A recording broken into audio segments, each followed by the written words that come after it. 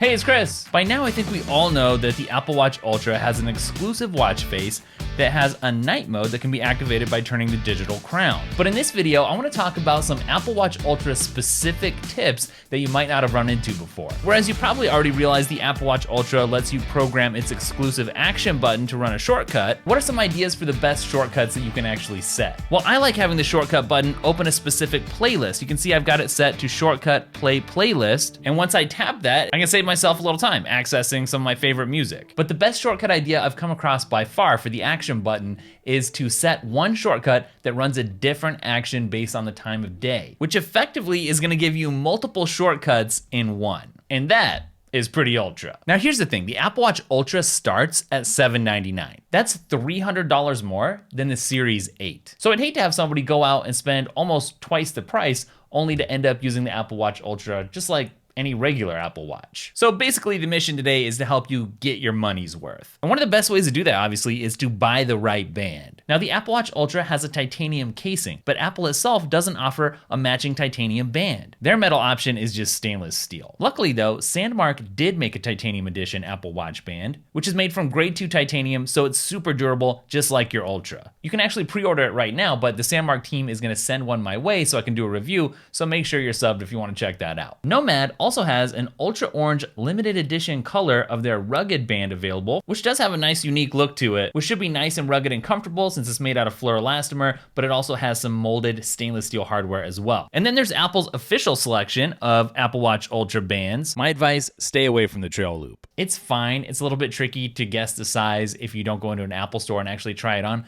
but it's just not worth $99. It's just not. Definitely go for either the Alpine Loop or the Ocean band. And of the two, the Ocean one in white here has definitely become my favorite because it's comfy and it seems indestructible. Now for those of us who are just going about our everyday adventures, who don't find ourselves climbing Mount Everest or swimming with the sharks every day, something you should absolutely do is pair a watch face with a focus mode so that depending on what you're doing throughout the day, whether you're working or working out, you can have a different watch face show up automatically. And I'm actually a huge fan of the new modular watch face, so I've got a few different versions of that set up, depending on whether I'm working or whether it's after work. And I gotta tell you, while I already liked focus modes for all my other Apple devices, it's one of my favorite things to have that watch face automatically switch. Now, if you're working out and you need to pause that workout, the easiest way to do that is to hit any two buttons at once. And thanks to the Ultra's exclusive action button here, the best thing to do is just press the side button, the action button together, which will work for not just pausing your workouts, but it'll also resume your workout as well. Now, when it comes to the Ultra's battery life,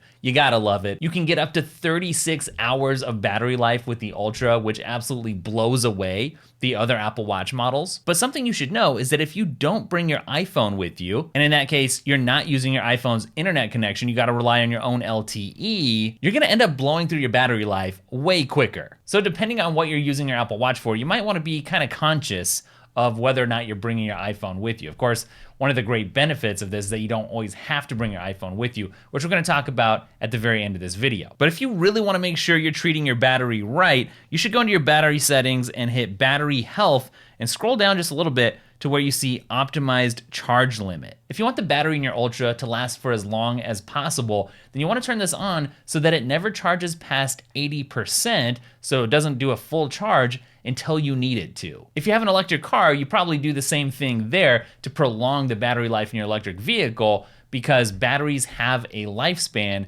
and something about charging them all the way to the max really brings that down. Now coming back to the action button, it's always good to understand exactly how that thing works.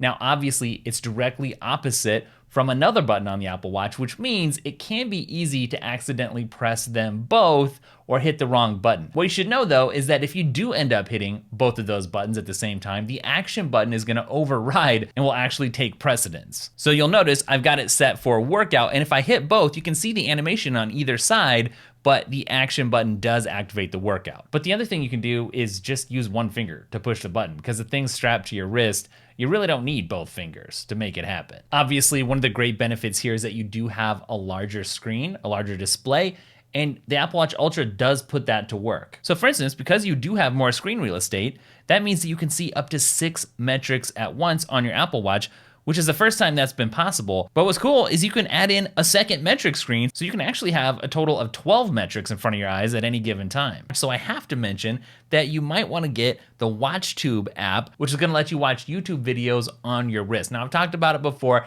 I almost hesitate to mention it because it could be kind of productivity ruining to just have YouTube available all the time, even on your wrist. And while it's obviously not gonna be the best YouTube experience you've ever had, if you get live stream support, you can not just watch videos, but you can subscribe to different channels. You can see recommended videos, watch history, your liked videos. There's closed captions. One of the most underrated features of the Apple Watch Ultra is the mic setup. So it actually has 3 mics, and they don't just sound good. I'm gonna give you a demo in a second, but they're smart. So if you're outside and it's windy and the wind's coming from a certain direction, it will choose the microphone that has the least wind interference so that whatever you're recording, whether you're on a phone call or whatever, is gonna sound as good as possible. So obviously, this is how it sounds when I'm talking into this microphone right here, but this is what it sounds like when I'm recording with the Voice Memo app directly into the Apple Watch microphones.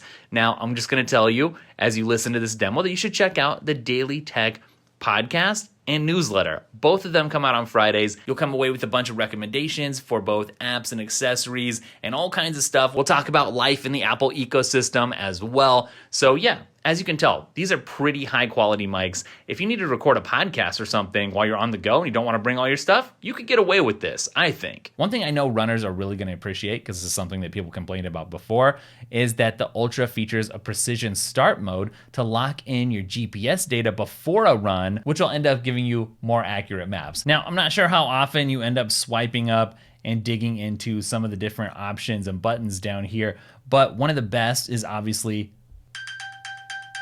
to find your lost iPhone. I use that all the time. But I also like to use the flashlight on my Apple Watch. And the Ultra, because of how bright the screen gets twice as bright as other Apple Watches, which makes it the best flashlight that you can stick on your wrist. I use this in the morning when I'm stumbling around the house trying to pour my first cup of coffee. So those are some of the best settings and tips and tricks and ideas for you that I've come across so far for the Apple Watch Ultra. But I just want to say, if you're trying to get an Apple Watch so that you don't have to be so tethered to your iPhone all the time, because let's face it, we've all become super addicted to our iPhones. It's just like a drug. We're pumping in social media, we're pumping in the web, just browsing, games. If you're looking to spend less time with your iPhone, then obviously the Apple Watch Ultra is the ultimate way to disconnect from the digital world. Because of the bigger screen size, the bigger battery, and all the other features that set this thing apart from a regular Apple Watch, it really lets you retain the essentials of modern living, thanks to that LTE connection,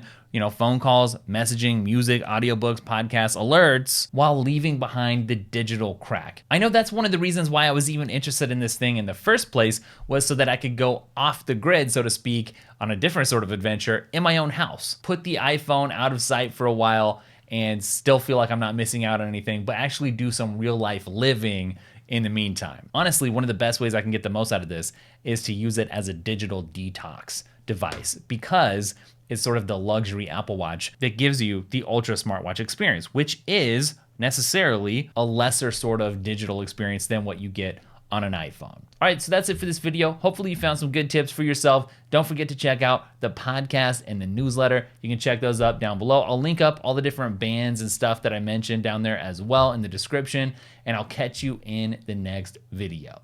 Later.